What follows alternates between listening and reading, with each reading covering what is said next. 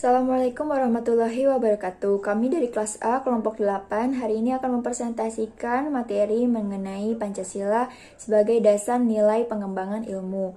Saya Fadila Cihani Alam dan materi pertama tentang hakikat ilmu dan pengetahuan akan disampaikan oleh Arkan. Ilmu, pengetahuan, dan teknologi. Ilmu.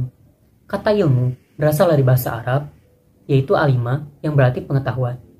Pemakaian kata ini dalam bahasa Indonesia kita relevankan dengan istilah sains. Sains berasal dari bahasa Latin, yaitu scioscire, yang juga berarti pengetahuan. Ilmu adalah pengetahuan, namun ada berbagai macam pengetahuan. Pengetahuan. Secara etimologis, pengetahuan berasal dari kata dalam bahasa Inggris, yaitu knowledge. Dalam Encyclopedia of Philosophy dijelaskan bahwa definisi pengetahuan adalah kepercayaan yang benar. Menurut Gajal, pengetahuan adalah apa yang diketahui atau hasil pekerjaan tahu. Pekerjaan tahu itu adalah hasil dari kenal, sadar, insaf, mengerti, dan pandai. Pengetahuan itu adalah semua milik atau isi pikiran. Perbedaan ilmu dan pengetahuan. Pada dasarnya, pengetahuan berbeda dengan ilmu. Perbedaan itu terlihat dari sifat sistematisnya dan cara memperolehnya.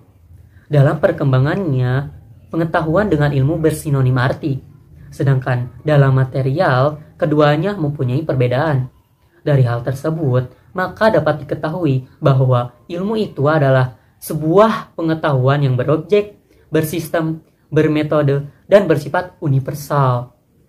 Setiap ilmu pasti adalah pengetahuan, namun tidak semua pengetahuan itu adalah ilmu. Perkembangan iptek. Yang pertama, zaman pra-Yunani kuno. Pada masa ini, manusia masih menggunakan batu sebagai peralatan. Oleh karena itu, zaman pra-Yunani kuno disebut juga zaman batu yang berkisar antara 4 juta tahun sampai 20 tahun. Zaman Yunani kuno.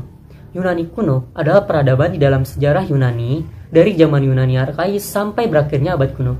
Peradaban ini mencapai puncak kegemilangannya pada zaman Yunani klasik. Pada zaman Yunani klasik, bangsa Yunani ini di bawah pimpinan negara kota Athena yang berhasil mematahkan invasi kekaisaran Persia. Selanjutnya yaitu zaman abad pertengahan. Abad pertengahan dalam sejarah Eropa berlangsung dari abad ke-5 sampai abad ke-15 Masehi. Abad pertengahan bermula sejak runtuhnya kekaisaran Romawi Barat atau masih berlanjut manakala Eropa mulai memasuki abad pembaharuan dan abad penjajahan. Kemudian zaman Renaissance. Renaissance atau abad pembaharuan adalah kurun waktu dalam sejarah Eropa dari abad ke-14 sampai ke-17 yang merupakan zaman peralihan dari abad pertengahan ke zaman modern yang ditandai sebagai era kebangkitan kembali pemikiran bebas dari dogma-dogma agama. Zaman modern. Zaman modern atau zaman Kiwari biasanya merujuk pada zaman-zaman setelah 1950. Tahun tersebut ditandai dengan runtuhnya Kekaisaran Romawi Timur, pertemuan Amerika oleh Christopher Columbus, dimulainya Zeitgeist, dan reformasi gereja oleh Martin Luther. Yang terakhir zaman kontemporer, yaitu pada abad ke-20 dan seterusnya.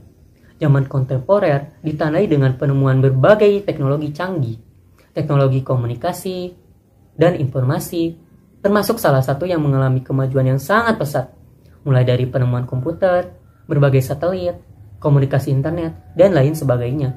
Bidang ilmu lain juga mengalami kemajuan pesat, sehingga terjadilah spesialisasi ilmu yang semakin tajam. Untuk materi yang kedua, Pancasila sebagai dasar pengembangan ilmu dan teknologi akan disampaikan oleh saudara Atep. Assalamualaikum warahmatullahi wabarakatuh. Baik, di sini saya akan menjelaskan bagian Pancasila sebagai dasar pengembangan ilmu pengetahuan dan teknologi.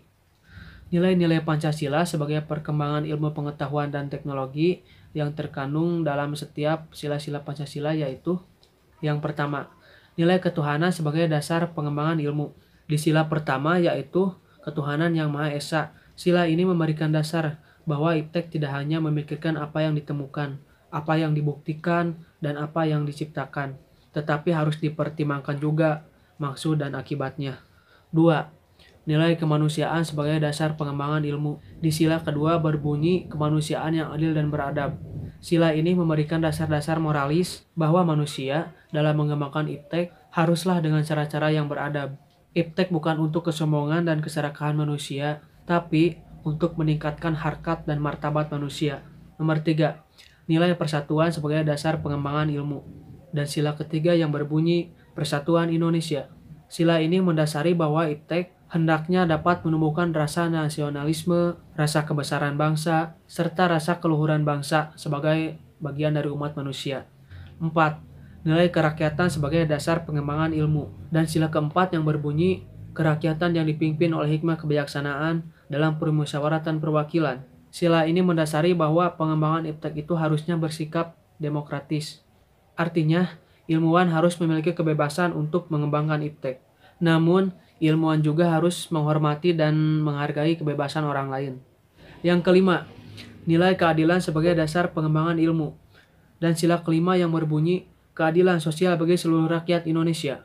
Sila ini sebagai dasar dalam pengembangan iptek dalam menjaga keseimbangan keadilan dalam kehidupan kemanusiaan. Oke, tadi sudah dijelaskan Pancasila sebagai pengembangan ilmu pengetahuan dan teknologi. Dan sekarang apa hubungannya Pancasila dengan prodi akuntansi? Yaitu untuk memperlihatkan peran Pancasila sebagai rambu-rambu normatif bagi pengembangan ilmu pengetahuan di Indonesia. Baik, mungkin cukup sekian presentasi dari saya mengenai Pancasila sebagai dasar pengembangan ilmu pengetahuan dan teknologi.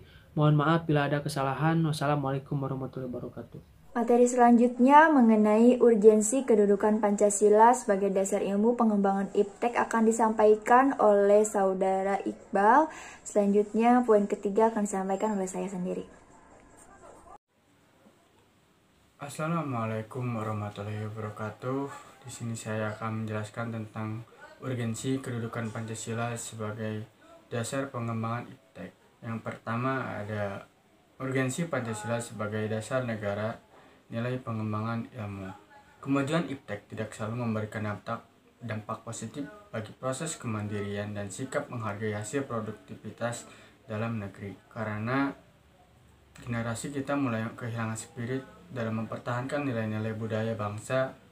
Kehilangan spirit ini disebabkan oleh romantisme budaya yang semakin berkembang akibat tergerus oleh implikasi globalisasi yang syarat dengan kebebasan. Menurut Surajio, ada 3 faktor sebagai indikator bahwa ilmu pengetahuan itu bebas nilai, yaitu ilmu harus bebas dari pengadaian yakni bebas dari pengaruh eksternal seperti faktor politisi, ideologi, agama, budaya, dan unsur kemasyarakatan.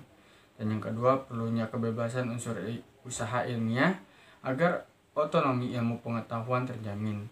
Dan yang ketiga, penelitian ilmiah tidak luput dari pertimbangan etis yang sering dituding menghambat kemauan ilmu karena nilai etis itu sendiri bersifat universal. Dan menurut sastra prateja, setiap ideologi negara harus mampu kedudukan Pancasila sebagai landasan kebijakan perkembangan iptek. Diantaranya adalah pengembangan ilmu pengetahuan harus menghormati keyakinan religius masyarakat karena dapat penemuan ilmu yang tidak sejalan dengan keyakinan religius tanpa harus dipertentangkan karena keduanya mempunyai logika sendiri. Dan yang kedua, ilmu pengetahuan ditunjukkan bagi pengembangan kemanusiaan dan dituntun oleh nilai-nilai yang berdasarkan kemanusiaan. Selanjutnya adalah dinamika dan tantangan yang dihadapi Indonesia menerapkan Pancasila sebagai landasan pengembangan iptek. Nah, Indonesia ini dihadapkan dengan beberapa tantangan, diantaranya yaitu kapitalisme. Kapitalisme ini menguasai sebagian besar perekonomian yang ada di dunia, termasuk di Indonesia sendiri.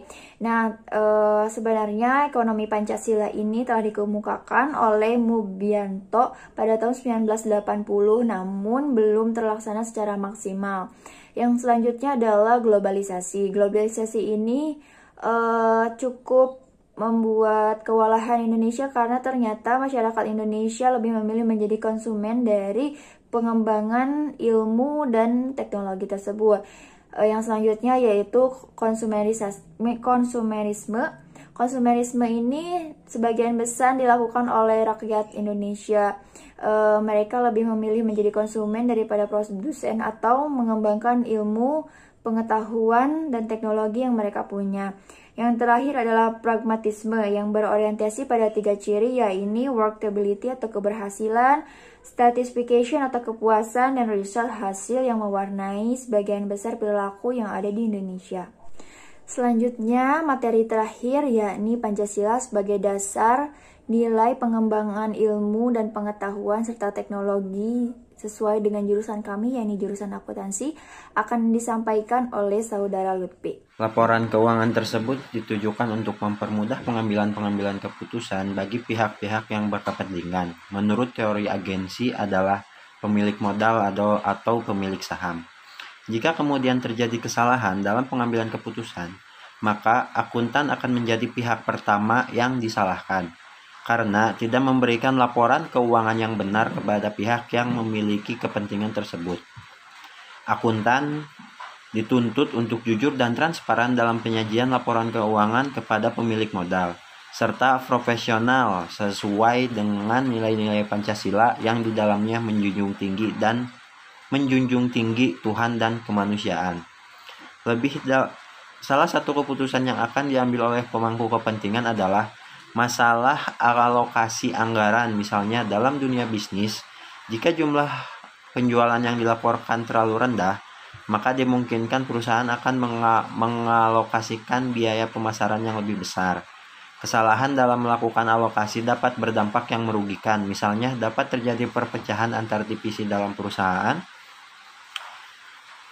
Pada lingkup yang lebih luas, akuntansi memiliki peran dalam anggaran negara. Jika dalam level mikro atau perusahaan, anggaran yang salah dalam putusan alokasi dapat menimbulkan perpecahan.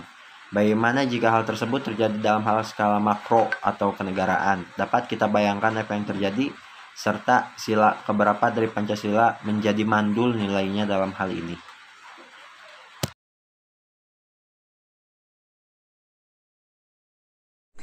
Kesan dan pesan serta evaluasi mata kuliah Pancasila selama 1 semester ini menurut saya sangat luar biasa, menambah banyak sekali wawasan baru dan pengetahuan baru bagi saya pribadi, serta